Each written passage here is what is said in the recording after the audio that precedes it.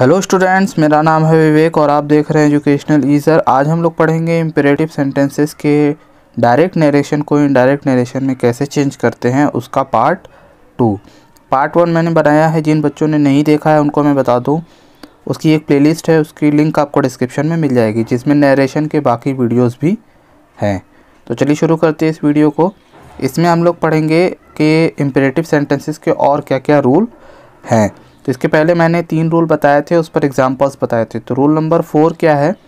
Reported speech में जब never say शुरुआत होती है, जैसा कि मैंने बताया था, इम्पेरेटिव सेंटेंसेस वो सेंटेंसेस होती हैं जिसमें आज्ञा, आदेश या सुझाव देखने को मिलता है। ठीक है, इसमें सब्जेक्ट नहीं होता है ना। तो जब ये इम्पेरेटिव सेंटेंसेस नेवर से शुरू हों, ठीक है, नेवर से अगर शुरू होते हैं तो हम रिपोर्टिंग वर्ब में सेड को एडवाइस्ड में बदल देते हैं और नेवर के बाद और वर्ब से पहले टू लगा देते हैं, जैसा कि पिछले भी कुछ रूल्स में यही किया गया था। ठीक है, बस यहाँ है कि नेवर को हम रिमूव नहीं करते। पहला एग्जांपल देखते हैं, इसमें लिखा हुआ है the teacher said to the student. Teacher ने स्टूडेंट से कहा नेवर वेस्ट योर टाइम, कभी अपना समय व्यर्थ मत करना।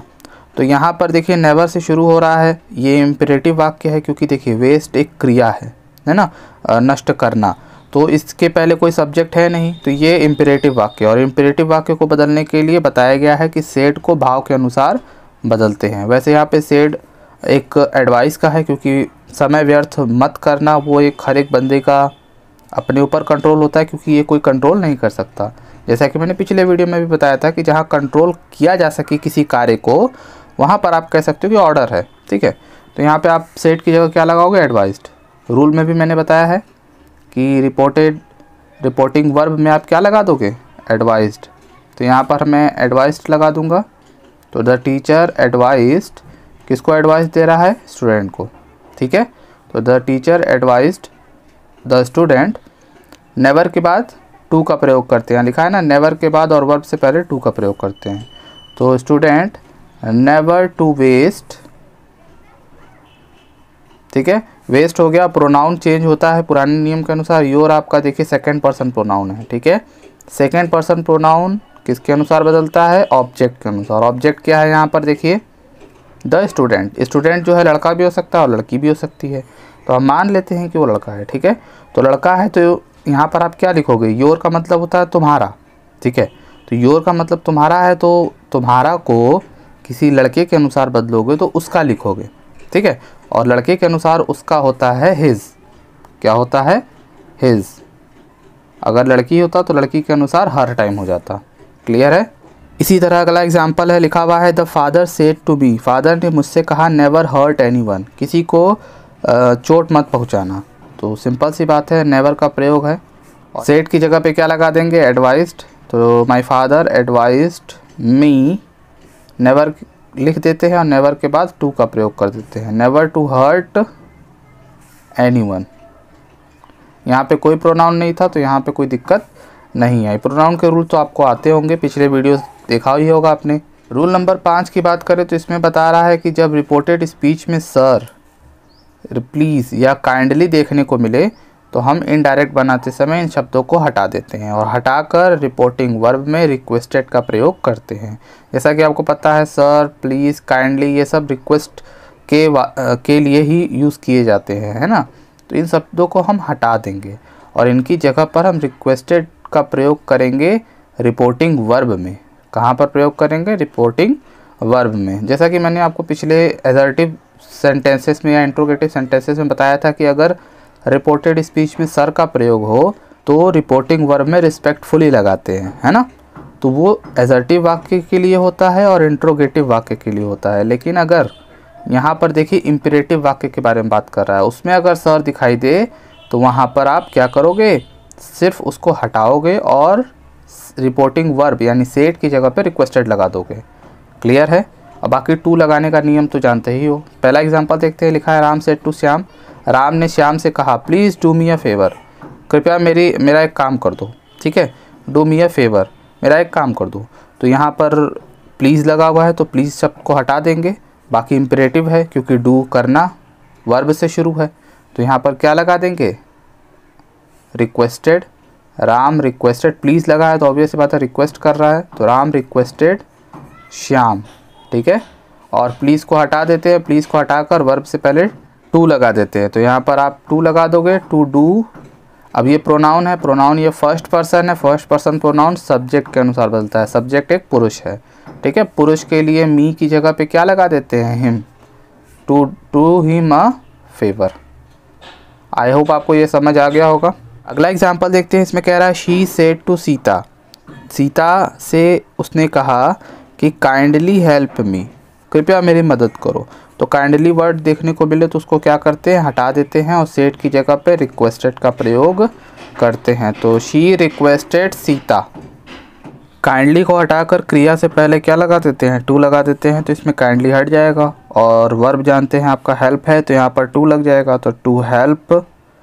और मी प्रोनाउन है, फर्स्ट पर्सन प्रोनाउन है, फर्स्ट पर्सन प्रोनाउन किसके अनुसार बदलता है, सब्जेक्ट के अनुसार। सब्जेक्ट एक महिला है, शी, ठीक है।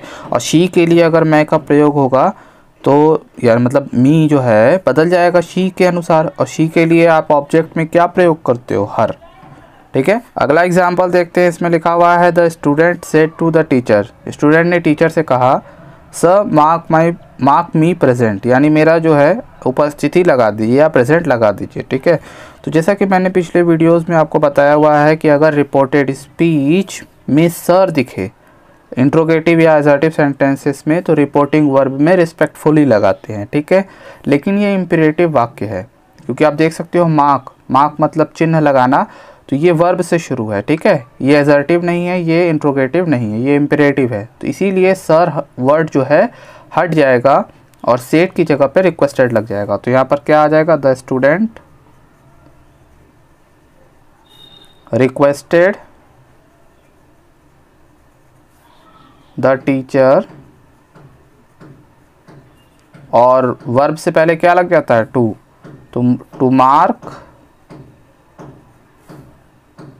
अब जैसा कि देख सकते हैं यहाँ मी है, तो मी जो है फर्स्ट पर्सन प्रोनाउन है, ऊपर भी मी था एक, तो मी जो है सब्जेक्ट के अनुसार बदलता है। सब्जेक्ट यहाँ पे देखिए स्टूडेंट है, स्टूडेंट यहाँ पे लड़का भी हो सकता है, लड़की भी, जैसा कि मैंने ऊपर बताया वहाँ शी लिखा हुआ था, तो शी का मतलब महिला होता है, तो महिला के लिए मैंने हर लगाया था। अब देखिए यहाँ पे स्टूडेंट है, तो स्टूडेंट के अनुसार अगर बदलोगे तो लड़का लड़की दोनों हो सकता है, तो आप हर भी लगा सकते हो या हिम भी लगा सकते हो, ठीक है। तो लड़का है अगर तो हिम लगाओगे, लड़की है तो हर लगाओगे। तो मैं मान लेता हूँ यहाँ लड़का है, तो यहाँ पर क्या आ जाएगा, हिम। क्लियर है, हिम प्रेजेंट।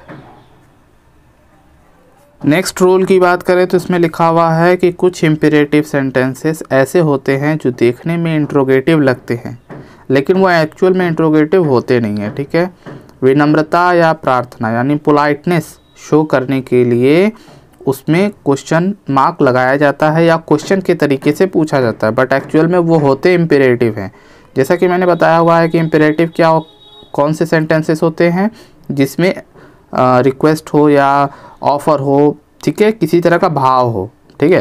तो आप यहाँ पे देख सकते हो कि ऐसे सेंटेंसेस को हम क्या करते हैं कि रिपोर्टिंग वर्ब को आप रिक्वेस्टेड में बदल देते हो या इनवाइटेड में या ऑफर्ड में, तो जैसा भाव रहेगा, जैसी फीलिंग रहेगी, उसके अकॉर्डिंग आप चेंज करोगे। आइए एग्जांपल देखते हैं।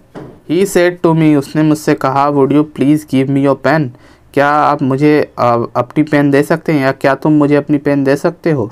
तो ये देख सकते हो, आपको एक नज़र में लगेगा कि ये क्वेश्चन मार्क लगा है और एक सवाल पूछ रहा है, बट ये पोलाइटनेस है। पोलाइटनेस का मतलब विनम्रता है। तो इसमें आप कह सकते हो कि ये जैसे कि वुड यू को अगर आप हटा दो, ठीक है, तो ये क्या है, please give me your pen, कृपया मुझे अपनी पेन दो। प्लीज़ वाला तो आप जानते हो, प्लीज़ शब्द को हटाकर सेट की जगह रिक्वेस्टेड लगाते हैं और गिव से पहले टू लगा देते हैं, तो ये उसी तरीके से बनेगा।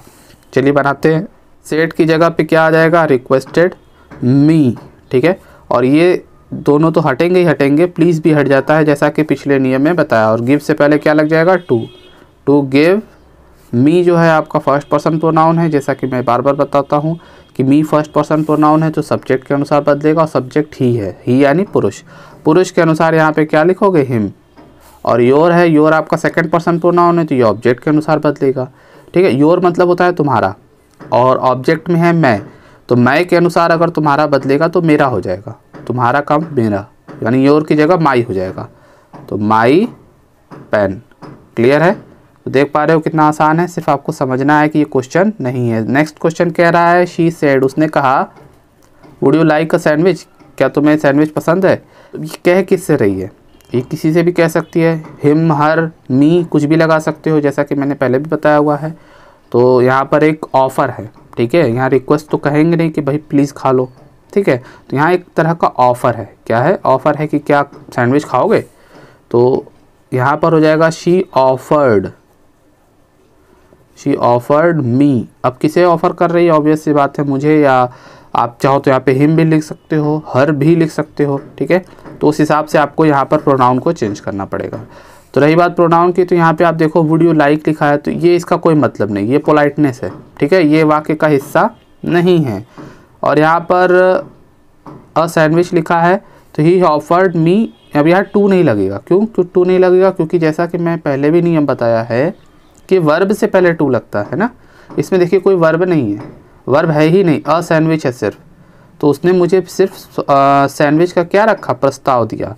तो ही ऑफर्ड मी अ सैंडविच, यानी उसने मुझे सैंडविच का प्रस्ताव दिया, बस सिंपल सा बात है।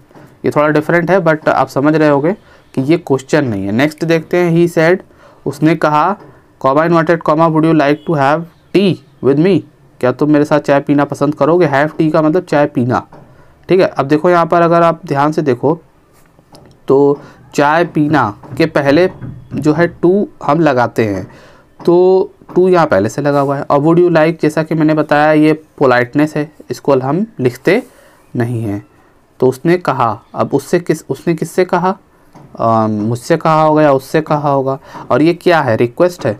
अब चाय पीने के लिए आप रिक्वेस्ट करोगे कि प्लीज़ मेरे साथ चाय पी लो, ऐसा तो है नहीं, प्लीज़ यहाँ लगा भी नहीं है। तो ये एक तरह का इन्विटेशन या ऑफ़र है, ठीक है। इन्विटेशन भी आप इनवाइटेड भी लगा सकते हो कि चलो मेरे साथ चाय पी ले, या ऑफर्ड भी लगा सकते हो क्योंकि प्रस्ताव है, रिक्वेस्टेड नहीं लगा सकते इसमें। तो ये हो जाएगा ही offered me to have tea with me. Me यानी फर्स्ट पर्सन प्रोनाउन है, तो फर्स्ट पर्सन प्रोनाउन किसके अनुसार बदलता है, सब्जेक्ट के अनुसार। सब्जेक्ट वापस से यहाँ पुरुष आ गया, तो पुरुष के लिए क्या लगाते हैं, हिम, तो टी विथ हिम। तो देख पा रहे हो प्रोनाउन अगर आपको आता है तो ये सब नियम आप बड़ी आसानी से फॉलो कर सकते हो। तो अगर वीडियो में जितने भी मैंने रूल्स बताए हैं अगर वो आपको समझ में आए हैं तो वीडियो को लाइक कर दीजिए। इसका पार्ट थर्ड भी आएगा क्योंकि कुछ नियम और हैं जिसको हम थर्ड पार्ट में क्लियर करेंगे, जिसमें हम लोग लेट वाले वाक्यों को कैसे चेंज करते हैं उसको सीखेंगे, ठीक है। तो चैनल को सब्सक्राइब कर लीजिए। हम लोग मिलेंगे नेक्स्ट वीडियो में। Thanks for watching.